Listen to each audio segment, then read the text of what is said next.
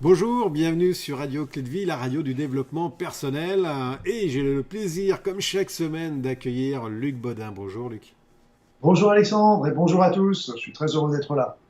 Luc, on fait vraiment de superbes émissions et je te remercie de partager justement toute ta connaissance et puis toute ton expérience autour des différents thèmes que l'on a pu aborder jusqu'à maintenant. Alors, tu sais, je passe ma modeste expérience, n'oublie pas toujours qu'au royaume des aveugles, les borgnes sont rois. Oui. Luc, on a pu voir tout plein d'émissions en effet très intéressantes et celle-là est tout autant intéressante que les autres, la révolution de l'amour. Alors, révolution, amour, révolution, est-ce que l'on révolutionne l'amour? La révolution de l'amour, oui, parce qu'en fin de compte, on peut terminer par la fin, c'est que pour moi, la prochaine révolution ne sera pas dans la rue, mais elle sera dans les cœurs. Ouais. Oh, Pour moi, pour moi aujourd'hui, c'est presque le message le plus important que j'ai envie de transmettre. Parce que on sait, on le voit, là encore, on est avec un monde qui est au bord de la guerre, encore une fois, avec les pays qui sont tous en train de se surarmer, avec des foyers de guerre, de révolution un peu partout dans le monde. Il y a ceux qu'on entend, mais il y en a plein d'autres qu'on n'entend pas. Et donc, il y a eu des révolutions, et tout ça, on sait que c'est obsolète.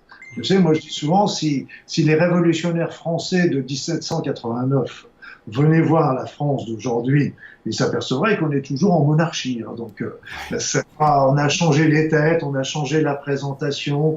Il y a plein de nobles, mais qui sont bien cachés maintenant dans des endroits bien privés, etc. Mais on est toujours dans le même système. Donc, les révolutions, tout ça, n'apporte rien que de la souffrance, que de la misère, etc. Donc, il serait peut-être temps de changer de paradigme. Or, je suis pas le premier à le dire, c'est évident, mais il y a quand même des notions qui me font dire qu'aujourd'hui, ça devient possible pour deux points essentiels. Le premier point, c'est qu'on en reparlera sans doute dans une émission, c'est qu'aujourd'hui, le niveau vibratoire de la Terre s'élève d'une manière formidable.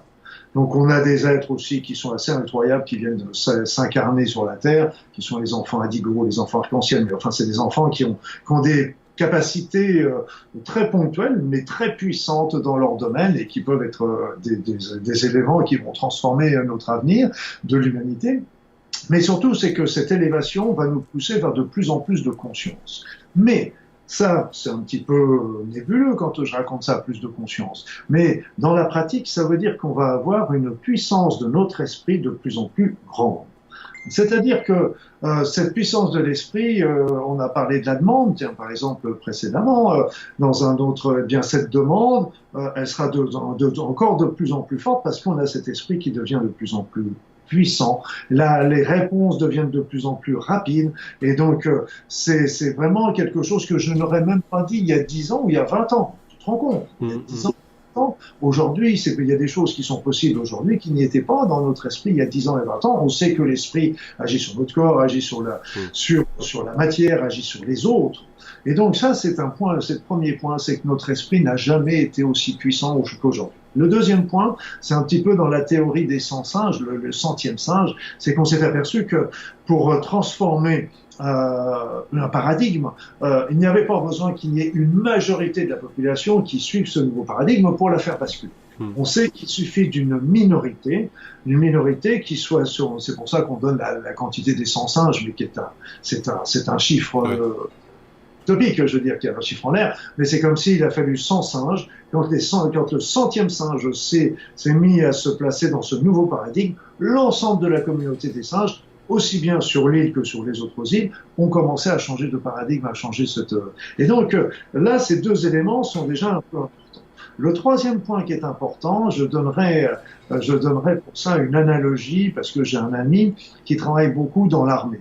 Comme dans toutes les armées du monde, je pense, il me dit, tu sais, dans l'armée française, on travaille beaucoup pour essayer de nourrir les soldats du prana. Et là, moi, ça m'a fait sourire intérieurement, mais j'ai rien dit, parce que par politesse, mais ça m'a fait sourire intérieurement. Parce qu'en fin de compte, si un soldat se nourrit de prana, pour qu'un soldat se nourrisse de prana, il n'y a qu'une seule solution, c'est qu'il faut qu'il monte son niveau vibratoire de manière importante pour qu'il puisse cueillir le prana. Sinon, il n'y arrivera pas. Mais s'il a monté son niveau vibratoire pour cueillir le prana, Et bien seulement, après ça, avec ce niveau vibratoire élevé, il va pas pouvoir prendre le pistolet et tirer sur le voisin d'en face. Ce n'est plus possible. Soit il va ne pas là, soit il prend son fusil. Mais il ne peut pas faire les deux. Et là, j'en arrive au point au point de conclusion, c'est que quand nous, quand on est dans nos pensées, dans des pensées négatives, déjà, on sait que ça nous fait du mal. On n'est pas bien. On est dans la rancœur, dans la peine, dans la souffrance, etc. On n'est pas bien. Et quand on envoie des pensées négatives aux autres, bah, ça va les rendre de la même façon. On n'est pas bien. Ça va baisser leur niveau vibratoire et ça va faire qu'ils vont être, en baissant le niveau vibratoire, ça va les pousser vers l'égoïsme, vers la malversation, comme on le voit malheureusement fréquemment. Et donc, par contre, quand nous, on vibre dans l'amour pour soi, l'amour pour les autres, on est bien. C'est là qu'on est heureux. Et quand on envoie de l'amour aux autres, obligatoirement, on va monter le niveau vibratoire de la Terre, de l'autre, pardon. On va monter le niveau vibratoire de l'autre. Donc à ce moment-là, on va le faire sortir de ses pensées égoïstes pour le penser un peu plus aux pensées altruistes, aux notions de partage, d'équité entre tout le monde. Et donc, on dit souvent, nous, on a les gouvernements qu'on mérite, mais c'est vrai en ce sens que ça va dépendre des pensées qu'on leur envoie. Parce que si on leur envoie des pensées d'amour, de soutien, eh bien là, on va les pousser vers le haut et on va faire qu'ils vont pouvoir développer des actions justes pour tout le monde. Si par contre on est tout le temps en train de les critiquer, on est en train de les baisser et on les pousse vers ce que l'on voit très souvent aujourd'hui. Et donc, mais ça aussi, quelque part, nous en sommes les responsables. Et donc, au lieu d'aller se bagarrer dans la rue, où on voit, moi j'ai encore vu toute l'année dernière, des bagarres, des manifestations dans la rue, où ils se tapaient à coups de matraque, à coups de pierre, et tout ça, on est au 21e siècle et on voit ça encore dans nos pays occidentaux. Je dis que on est encore à la préhistoire en voyant ça. Et donc, il est temps vraiment de changer de paradigme. Et comme je le disais tout à l'heure, si on change de paradigme et qu'on se met sur la pensée de l'amour, on monte le niveau vibratoire de l'autre. Or, juste, notre pensée est très puissante. Donc, ce qu'on pouvait faire avant sur un petit niveau, on va pouvoir le faire aujourd'hui sur un niveau beaucoup plus conséquent. Il y aura beaucoup plus de conséquences d'action sur l'autre.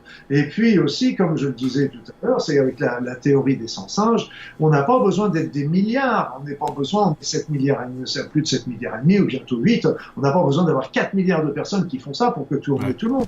Il suffit qu'il y ait une minorité qui soit suffisamment et alors, ce qui est intéressant aussi, c'est qu'on peut le faire tranquillement chez soi.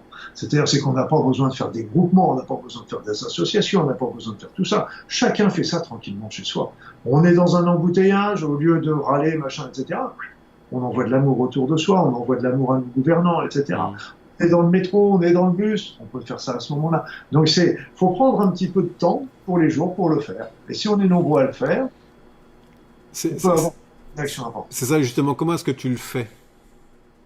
Comment je le fais? D'envoyer de l'amour? Oui, ça, ouais. Moi, perso, soit ça part directement, c'est que j'envoie, ou alors au début, parce que je faisais souvent, c'est que je demandais à recevoir les énergies universelles, comme on dit souvent, recevoir les énergies. Je recevais les énergies en moi, et puis je demandais à ce qu'elles soient concentrées dans mon cœur, qu'elles soient transmutées en amour, et que j'envoyais à l'autre.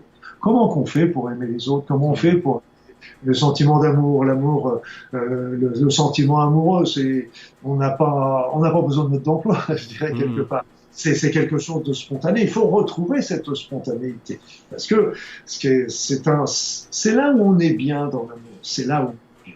Et là, moi, ce que je t'ai peut-être dit que quand j'avais fini mes études de médecine, la première chose que j'ai faite, c'était prendre mon sac à dos et j'ai fait le tour du monde. D'ailleurs, je suis passé par le Canada, j'ai beaucoup j'avais fait la transcanadienne et tout ça, ça m'avait beaucoup plu. Et là, ce que j'ai appris, peut-être la première et peut-être la plus importante leçon, c'est que je me suis aperçu que partout dans le monde, j'ai visité plein de pays différents, en Asie, etc., en Amérique, et là, je me suis aperçu que toutes les personnes, les individus, qu'est-ce qu'ils veulent? C'est qu'ils veulent être heureux, avoir leur famille autour d'eux qui soit en bonne santé, avoir un petit peu d'argent ou au moins d'avoir de quoi manger tous les jours, un toit sur la tête, et puis ça, c'est tout ce qu'ils demandent. Et tous les restes, c'est toutes nos séparations. Et là, qu'est-ce qui nous sépare d'ailleurs de ces sentiments d'amour? Et là, il faut bien le savoir, parce qu'en ce moment, on a une société qui est très anxiogène et qui nous met dans la peur. on est toujours dans la peur. La peur de l'autre, la peur de la personne qui n'est pas de la même race, qui n'est pas de la même religion. On est même en train de la peur entre l'homme et la femme, la peur entre les âges, etc. On est en train de nous monter les uns contre les autres, de mettre de la peur du licenciement, la peur de... Et donc, et ces peurs nous éloignent de l'amour. Plus on est loin avec les peurs, plus on est, c'est peut-être l'élément le plus destructeur de l'amour. Donc il faut arriver à... Vas-y. Non, non, mais il faut arriver, hein, vas-y, puis je vais poser ma question après. Justement à faire ressortir cet élan du cœur qui va nous faire que, ben non, on va sortir de cette peur. Moi, j'avais vu un jour comme ça, je me rappelle un jour, c'était un dimanche, j'étais tout seul, je sais plus pourquoi, et là, c'était une journée grise aussi bien à l'extérieur que dans ma tête et dans mon cœur. Et toute la journée, j'étais complètement triste, déprimé, sans raison d'ailleurs. J'étais angoissé, j'étais un peu déprimé. Puis à un moment, j'ai demandé là-haut, mais donnez-moi un signe, expliquez-moi, sortez-moi de là, parce que en plus demain je reprends mon travail, faut pas que je sois dans cet état-là pour mes patients.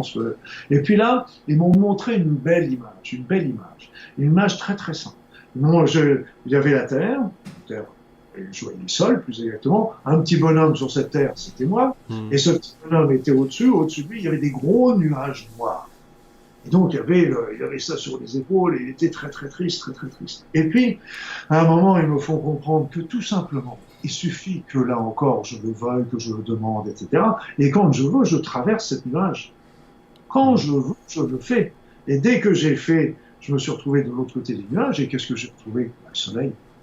Les énergies du soleil, les énergies de la paix, etc. Donc là encore, il faut transmuter un petit peu cette peur, ces angoisses, par cette notion de l'amour qui va nous transcender. Et c'est vrai que les autres sont nos autres moi, et quand on aime quelqu'un, c'est comme si on s'aimait aussi soi-même.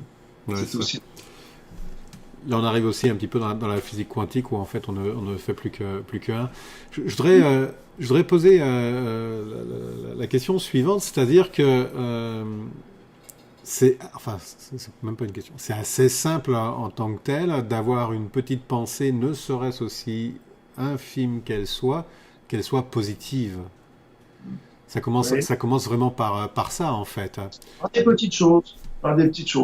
Tu sais, surtout en France, on est des grands râleurs, hein. On est des champions du monde. On n'a pas les Jeux Olympiques du râleur, mais on serait depuis des années, on serait les champions du monde. Mais si tu veux, il y a des fois, ça nous sort tout de suite. Je veux dire, ça nous sort pas du cœur, mais ça nous sort tout de suite. Quel con celui-là, mais c'est un imbécile, mais comment c'est? Donc, c'est humain. Mais seulement, ce qu'il faut bien comprendre, c'est que cette pensée négative peut venir le perturber, peut engendrer chez cette personne des éléments dont on n'a pas conscience, mais qui peuvent être graves pour lui de conséquence. Et alors, ce qu'il faut, c'est quand on a cet événement-là, tout de suite après, rajouter une petite pensée positive, envoyer une pensée d'amour pour essayer d'effacer celle qu'on vient d'envoyer et qui perturbe l'esprit. Parce que on a le droit de se mettre. J'avais un monsieur qui me disait Ho'oponopono, on doit tout accepter, etc. Je dis non. Ho'oponopono, quand il y a quelque chose qui ne va pas, j'ai quand même si je fais Ho'oponopono, je peux dire quand même que ça me dérange. Je veux dire, on n'est pas les bénis oui, hein. Je veux dire, c'est pas. On n'est pas des bisounours. On n'est pas les bisounours. Alors, si tu veux, on a le droit de s'exprimer, mais ça n'empêche qu'il faut rester dans le respect de l'autre, même si l'autre n'est pas d'accord, et puis toujours être dans cet esprit d'amour et de compassion et de partage. C'est très important ce que tu dis, hein, et j'entends beaucoup justement de personnes qui disent ouais, mais il faut pardonner, machin, faut être des bisounours, en effet. Non, il n'y a pas d'obligation par rapport à ça. Tu as le droit de ne pas être content, tu as le droit de rouspéter, tu as le droit de dire un gros mot. Par contre, c'est vrai qu'il est très important, et puis moi je le fais régulièrement, je suis pas parfait, ça m'arrive de dire qu'un tel est un con et que j'emmerde, mais après je me reprends en disant, ok, c'est bon, tu as expulsé la colère que tu avais, maintenant deviens positif par rapport à ça, et puis va chercher comme ce qu'on discutait dans une autre émission sur le pardon, la petite étincelle qu'il y a dans cette personne-là. Toujours une petite étincelle. Et c'est vrai, tu me rappelles une petite histoire que il y a pas mal d'années, c'était moi qui m'occupais de la gestion de mes stages. Et je me rappelle d'une femme qui s'inscrivait à un stage et puis qui me disait non, non, je vais pas venir à ce stage-là, je vais venir au suivant. Non, non, c'est pas au suivant, c'est encore au suivant, etc., etc. Au bout, tu sais, quand on tient au niveau bureaucratique, c'est pas facile à chaque fois de changer. Ça fait tout un tas de changements, même si les personnes n'en prennent pas conscience, c'est du boulot à chaque fois. Au bout de la troisième ou quatrième fois, je pense que la quatrième fois, je lui ai envoyé un petit mail en me disant, bon, écoutez, je pense que le stage n'est pas fait pour vous, il vaudrait mieux que vous alliez voir ailleurs, trouver un autre stage, parce que ça sera fait depuis longtemps. Et puis, je reçois un mail après ça du mari de cette femme qui avait reçu le mail et pas sa femme. Et puis il me dit, oh là là, j'ai pas passé le mail à ma femme parce qu'en fin de compte, elle va être très déçue. Elle pensait que vous étiez un être de lumière, mais en fin de compte, pas du tout. Vous êtes pas un être de lumière avec le mail. Et je lui ai dit, mais le maître de lumière, j'ai jamais prétendu être un être de lumière. Nous autres humains, nous ne sommes pas, on essaye de se parfaire, on essaye de faire le mieux possible, mais on n'est pas des êtres de lumière. Et puis, je suis un être humain, et puis quand j'en ai marre, bah, je le dis aussi, gentiment, poliment, mais je le dis, allez voir un petit peu une autre personne qui fera le même stage, et ça passera beaucoup mieux. Donc, il faut toujours le faire dans le respect de l'autre, un petit peu comme on nous l'apprend en PNL, mais aussi effacer tout ça par... Mais ce qui est le plus important dans le message d'aujourd'hui, c'est vraiment qu'on peut changer notre société de demain avec cette notion de l'amour.